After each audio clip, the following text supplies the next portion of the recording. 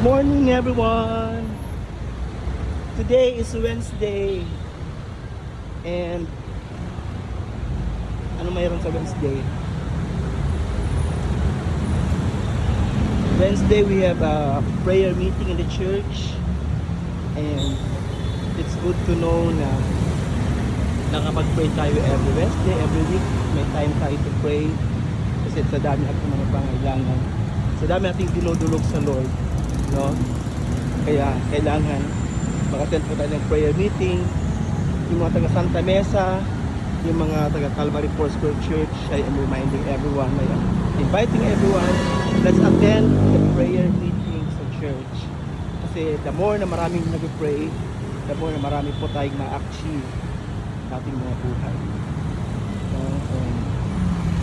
See you later at the prayer meeting at the church. Always dwell, let's always desire the presence of the Lord. Pray without ceasing. God bless everyone.